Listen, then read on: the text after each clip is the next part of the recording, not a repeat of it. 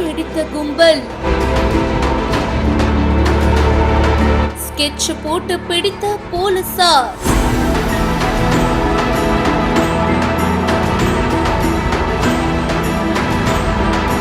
மீட்கப்பட்ட கிலோ கணக்கான தங்கம்.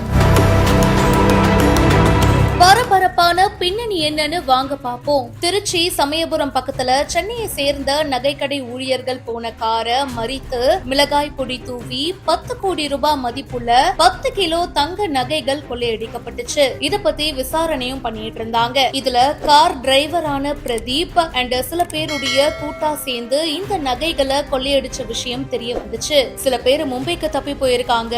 இவங்கள 7 பேரை தமிழக காவல்துறையினர் கைது பண்ணிருக்காங்க. ராஜஸ்தானை சேர்ந்த 2 பேரை மத்திய பிரதேச போலீசார் கைது பண்ணிருக்காங்க. மொத்தமா இந்த வழக்குல 12 பேரை கைது பண்ணிருக்காங்க. கைதான 12 பேரையும் எஸ்பி செல்வ நாகரத்னம் முன்னிலையில ஊடகங்களுக்கு வெளிக்காட்டினார். அது மட்டும் இல்லாம கைப்பற்றப்பட்ட நகை, பணம், சொகுசு கார், துப்பாக்கி இது எல்லாத்தையும் போலீசார் காட்சிப்படுத்தி இருக்காங்க. கைப்பற்றப்பட்ட அந்த கோல்டு பாரு, அப்புறம் பணம் இதெல்லாம் வச்சு திருச்சி போலீஸ் அப்படின்னு சொல்லிட்டு போலீசார் காட்சிப்படுத்தி இருக்காங்க. 9.9 கிலோ தங்க நகைகளை கொள்ளையடிச்சுட்டு போனாங்க அப்படின்னு கூறப்படுது. இதுல 97% நகை, 6 லட்சம் ரூபாய் பணத்தை இப்ப போலீசார் மீட்டிருக்காங்க. சவுகார்பேட்டையில இருக்கிற அந்த நகை கடையில புதுசா டிரைவரா வடமாநிலத்தை சேர்ந்தவர் ஜாயின் பண்ணிருக்காரு. அவருதான் இந்த கொள்ளையடிக்க திட்டம் தீட்டினாரு அப்படின்ற விஷயமும் தெரிய வந்திருக்கு. இத பத்தி உங்களுடைய கருத்துக்களை கமெண்ட் செக்ஷன்ல சொல்லுங்க. இப்பவே பிஹைண்ட் ஃபாலோ பண்ணுங்க.